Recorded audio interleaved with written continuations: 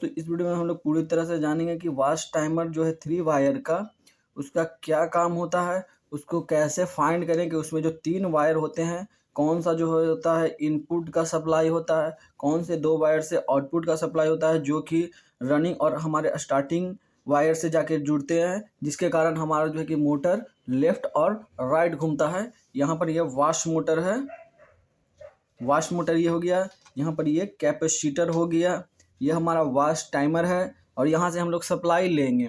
तो watch timer में एक हम लोग सबसे पहले तो इसको वॉच टाइमर आप लोग साइड में देख सकते हैं, इस प्रकार का दिखता है। इसमें 3 वायर निकले हुए हैं, आप देख कर भी पता कर सकते हैं कि कौन सा वायर जो है आपका मेन सप्लाई से आएगा और किस पे जुड़ेगा और किन 2 वायर को इसमें हम लोग कनेक्ट करेंगे। तो सबसे पहले आपको देखना है कि बाएं साइड में जो एक अकेला वायर आपको दिख रहा है, ये आपका जो है कि फर्स्ट पहचानने का तरीका है।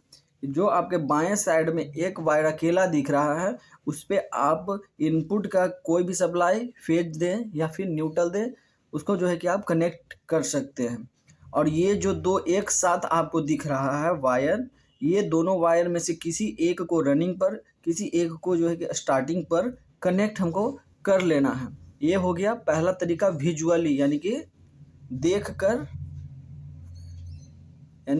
कर पहचानने का पहला तरीका हो गया।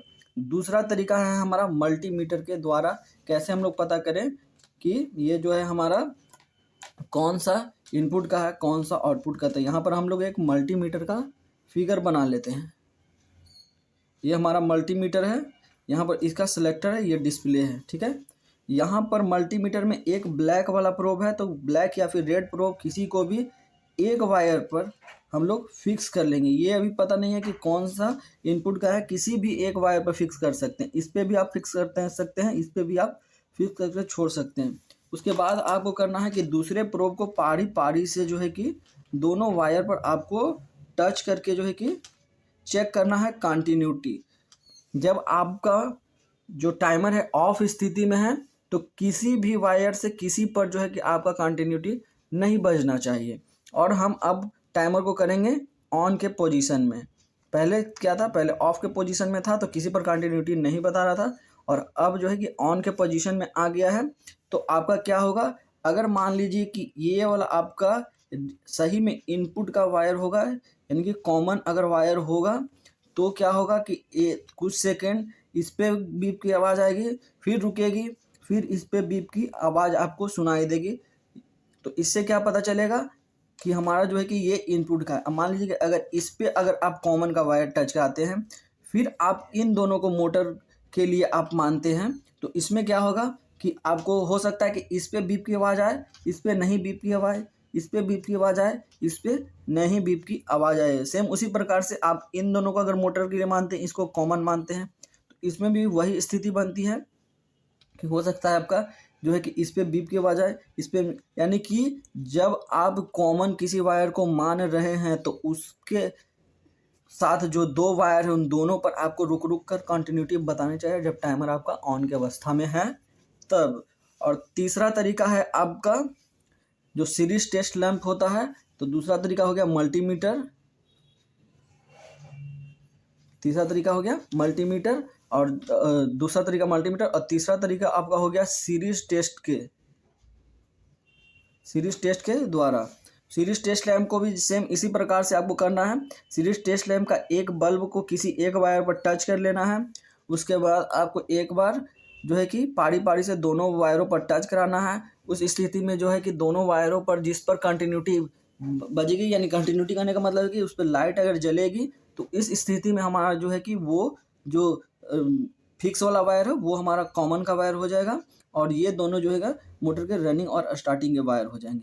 तो मान लीजिए कि ये हमारा अभी इनपुट का है, तो इस पर हमारा कंटिन्यूटी बज रहा है, तो ये दोनों हमारा मोटर का हो गया और ये हमारा इनपुट का हो गया।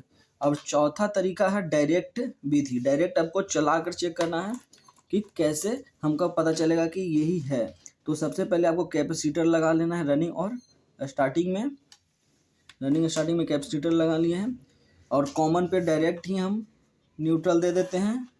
कॉमन पे डायरेक्ट न्यूट्रल का सप्लाई दे देंगे। ये हम अब चला कर चेक करने वाले हैं। न्यूट्रल का सप्लाई दे दिए, इसके बाद आपको इनपुट के लिए माना है हमने इसको कॉमन को इनपुट, तो यहाँ से हम लोगों ने इस पे इनपुट का वायर कनेक्ट कर दिया और यहाँ से जो 2 वायर आया मोटर के रनिंग और मोटर के स्टार्टिंग पे कनेक्ट कर दिया।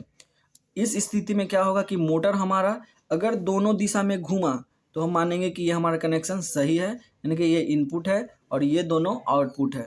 अगर मान लीजिए कि किसी एक दिशा में अगर मोटर घूम रहा है या फिर किसी एक भी दिशा में नहीं घूम रहा है, तो इस स्थिति में हमारा ये कनेक्शन गलत है और हम फिर क्या करेंगे, इसको अब छोड़कर इसको लेंगे और इन दोनों को फिर हम मोटर में लगाएंगे। फिर भी मान लीजिए कि उसी तरह से हो रहा है, अगर हमारा दोनों दिशा में नहीं घूम रहा है, किसी एक ही दिशा में घूम रहा है, तो ये भी हमारा कनेक्शन गलत है।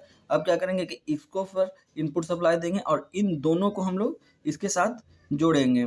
तो कुछ इस प्रकार से हमारा जो है कि इस तरह से आप 4 तरीकों से चेक कर सकते हैं। एक डायरेक्ट मेथड, इस 4 तरीकों से आप चेक कर सकते हैं।